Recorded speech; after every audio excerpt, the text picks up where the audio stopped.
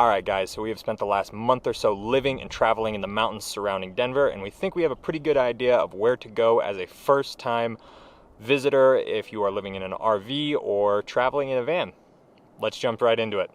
No. Pretty Caroline,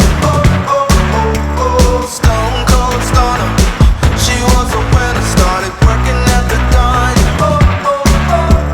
Serves this up her mind to count your blessings.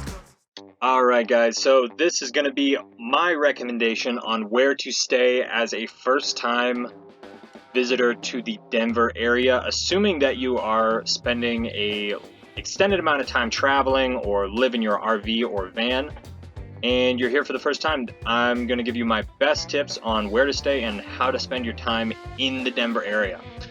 Alright, so real quick, let's jump over here. You can see here that there's the Rocky Mountains separate Denver from this side. These are really big mountains, and little tip if you are visiting this area, this here all the way from like Glen Haven down to Idaho Springs is where everybody from Denver, Boulder, and the surrounding area go to experience mountain biking and hiking and get out there in nature. So if you go up into this area, this loop here, you are going to be with literally everybody else from Denver trying to do hikes and stuff. And that's not to say that, you know, there's not beautiful things in here and great experiences to be had, but you are going to be with every Tom, Dick, and Harry from the Denver area. So if you go during the week, do not go on weekends. We were trying to do a hike up here to do some diving. We got here at 6 o'clock on a Sunday, and it was projected to rain at around 10 a.m., and the parking lot was already packed. We could not get in. So if you go up here, go during the week and go early. Alright, so assuming you guys are coming from Denver, I'm going to recommend you take 285. Up here, you're going to come through here, this little mountain pass, and these roads are pretty tame as far as mountain passes in Colorado go, so you're going to have a good time there. And Jefferson is going to be the first spot that I recommend you guys stay for a couple of days. Right over in here is Pikes National Forest, and there's some fantastic places to stay over in here. Check out IOverlanded. It's the app that we use the most to find our parking spots. But right over in here by Jefferson, you'll see them. Extremely good cell coverage, beautiful views. This whole area is a basin, so there's mountains all around it. You're going to really enjoy this drive of 285. So assuming you spend a couple of days there, you're going to come down here through Fairplay, Johnson Village, and up this area right here is where you are going to get some of the most beautiful camping that there is in the US. I don't know if it gets a whole lot better than this, and we've been a lot of places. There's a ton of free camping here on this side up on the hill of overlooking Twin Lakes, and then also over here, if you can get a spot, there's parking actually right on Twin Lakes. And again, check out IOverlanded. They'll give you all the spots to go stay. Right here is Mount Elbert, which is the highest mountain in Colorado and the second highest mountain in the lower 48 states. So if you decide to really want to do some mountain climbing, go to Mount Elbert, because that is a tough hike. And mountain biking. Right here on the Twin Lakes, there is a ton of mountain biking and hiking. Up in here, Mount Elbert, Ranker's Path, there is unlimited amounts. Like, no matter what the skill level you want to do, there are beautiful hikes in this area, and that also holds true for the Jefferson area. There's some very nice hikes in here, very beautiful. So anything you're looking for, check out All Trails. That's the #1 app that I use to find stuff. You're going to find some beautiful stuff in there. So go check those out and you will not be disappointed. Alright, so ORV trails. I only got my motorcycle out here by Jefferson, so those are the only ones I'm going to speak of. But if you do stay at the campgrounds over here, the dispersed camping, there is actually a ton of ORV trails that you can access directly from the sites. So I'm going to give those a 5 out of 5. Fantastic trails, really easily accessible. I know there's a ton of ORV trails in here. I just personally did not do any of it, so I am not going to speak on it. But I'm sure if you look out there, you'll find a ton. There's tons of people ORVing all over Colorado in this area. All right, so cell coverage. Up here at Twin Lakes, all the dispersed camping, you're gonna have 4 bars of 5G if your phone is compatible with that.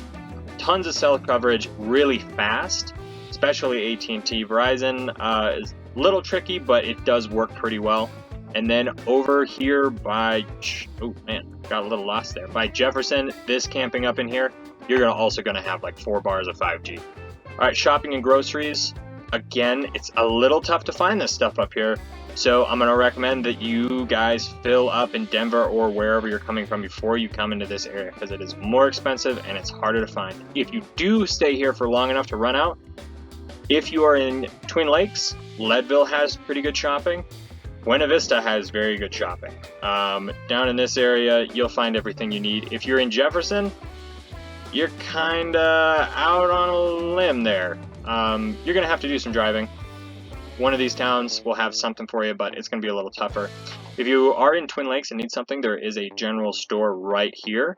Doesn't have a ton, but if you need something quick, they do have some stuff there. All right, so potable water. This is gonna be one of the big problems with this whole area and really this whole mountain range. Water is tough to come by here.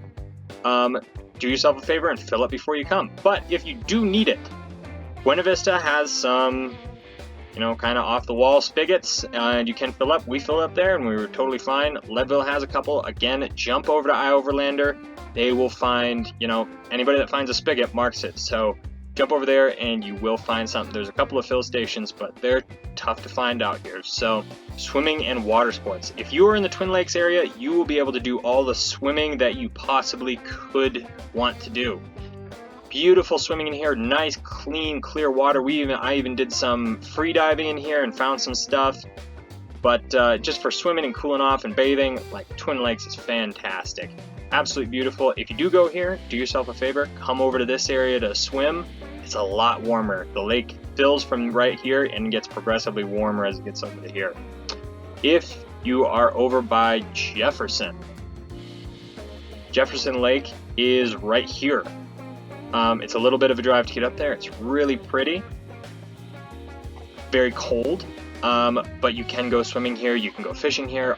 All right, another thing with water that I failed to mention over here. All through here are reservoirs upon reservoirs. Tons of them. You are not able to swim or get out on most or all of them. It's going to be very difficult to do any type of swimming or getting in the water over here. All the way down, really even into here, you're gonna have a really tough time. Another reason why I recommend you go to this side of the mountains, you can swim in all the lakes for the most part. So if you're paddleboarding, swimming, diving, you're gonna wanna be over here. Then that's another reason to drive to the opposite side of the mountain. When to visit? Obviously, this area is very mountainous. You're going to be up above 10,000 feet, which makes it beautiful in the summer. You're going to have 70-degree days, 50-degree nights. You're here in the winter, it's going to get considerably colder. And I will tell you, these roads are difficult. Even in good weather with dry roads, I would not want to be up here during the winter with my house driving around. So if you decide to do that, do so at your own risk. I'm going to recommend that you are here in the summer to escape the heat and to fully enjoy it without crashing your house or vehicle. All right, guys, thank you very much for watching. I hope you found that tutorial on the mountains surrounding Denver very helpful. By no means is this an exhaustive list. This is only meant to give you a reference point on a couple of places that are very easy to stay and very convenient for you to base your other travels out of this area. So don't be afraid, travel, explore, lots of cool stuff out there.